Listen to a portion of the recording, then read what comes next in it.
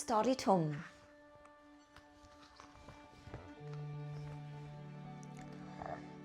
Ysgwydodd Twm ei fwced a redodd y defaid ato wrth ei glywed.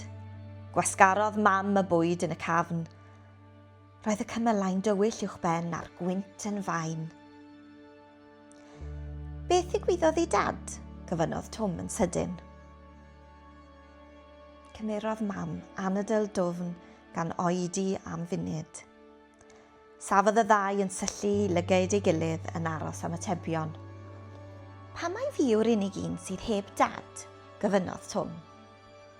Edrychodd at ei fam yn chwilio am ateb. Roedd sawl wythnos wedi mynd heibio ers marwolaeth tad Twm. Doedd e ddim wedi siarad am y peth yn iawn, dim ond derbyn y sefyllfa, ond erbyn hyn roedd e'n barod i ofyn cwestiynau ac eisiau atebion. Roedd ei fam yn gwybod bod marwolaeth ei dad yn gwneud Twm yn wahanol i plant eraill yn ei ddosbarth. Roedd hi eisiau egluro iddo, ond oedd hi ddim yn gwybod ble i ddechrau.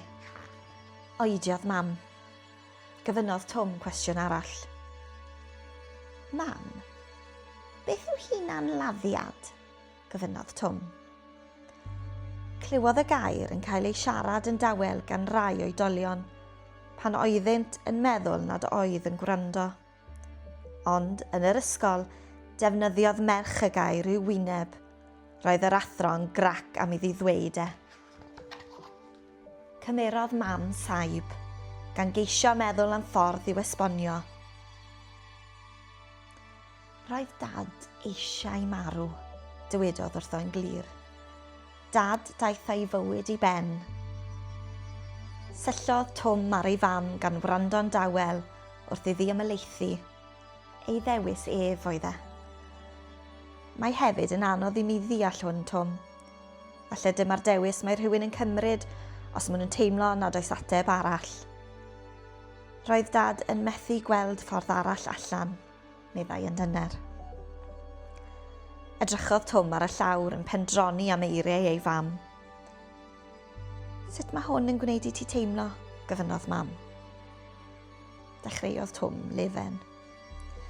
Llefodd mam hefyd. Am ychydig funudau, roedd yna dywelwch ac efeilodd mam yn ddon dyn yn ei breichiau. Gan fod Twm wedi codi'r pwnc, gwnaeth mam ei annog i siarad ymhellach. Twm, oes yna ragor y cwestiynau gyda ti? Gwyddai mam fod yna gwestiynau di-ri i ofyn, ond byddai'n anodd ddod o hyd i bob ateb. Roedd un cwestiwn mawr gan Twm, a bu ar ei feddwl ers amser. Am wnes i rhywbeth o'i le? Gyfynnodd yn bryderus. Na, Twm, atebodd mam yn syth, gan afal yn ei ddwy law yn dyn. Rwy'n addo, nes ti ddim byd o'i le o gwbl. Roedd dad yn sal. Salwch oedd e. Dydw i ddim yn deall pam doedd e heb ofyn am help. Mae'n dris ei fod wedi methu. Roedd e'n dygaru di a dy eisiau di, ond roedd y salwch yn ormod. Trwy siarad, roedd mam yn dechrau gwneud synnwyr a deall. Fe fwytodd y defaid yn awchus. Cafodd mam amser i feddwl am ffordd arall o esbonio. Ti'n gweld y bwced na ti'n ei gario, meddai. Dychmyga fod gan bawb fwced, ac ynddo rydyn ni'n rhoi ein meddyliau a'i theimladau i gyd. Pob tro byddwn nhw'n meddwl am rhywbeth trist, mae'n mynd mewn i'r bwced. Mae'r bwced yn drwm ac yn rhy anodd i'w gario. Parhaodd mam. Dychmyga pan rwy ti'n cario'r bwced drom o hyd. Mae dy freichiau a dy sgwyddau'n doluro gan wythygu fel mae'r bwced yn llanw. Mae'n meddwl am gario'r bwced eto fori, drenydd a phob diwrnod arall yn anodd i wynebu. Roedd bwced dad yn llawn, a doedd dad ddim yn gwybod sut i'w gwaghau. Roedd e'n pwyso arno. Roedd y ddau yn drist yn meddwl amdano. Twm, rydyn ni gyd yn cael trafferth weithiau, chwynegodd. Mae'n bwysig ffindio ffordd i ymdopi. Mae'n rhaid gwagio'r holl teimladau trwm. Dychmyga Twm, mae tap yn y bwced ac mae angen i ni gwybod sut a phryd i'w agor. A wyt ti'n deall beth rwy'n ei ddweud? Ydw, meddai'n dawel, gan dderbyn yr hyn a ddywedwyd.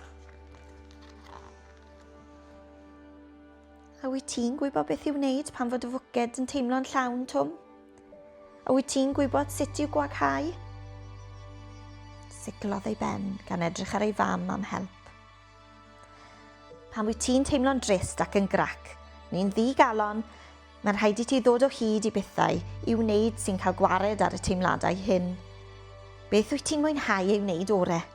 Gadawodd hi amser iddo feddwl. Wel, rwy'n mwynhau bwydo'r defed, neu bêl-drod, dywedodd. Gwych, mae hynny'n beth da, Twm. Alli di fynd allan i gael awyr iach? Neu aros tu fewn i dynnu lluniau? Bydd hi'n anodd ar adegau, oherwydd bydd y fwced yn llawn ac yn drwm, ond mae'n rhaid i ti gofio am y tap.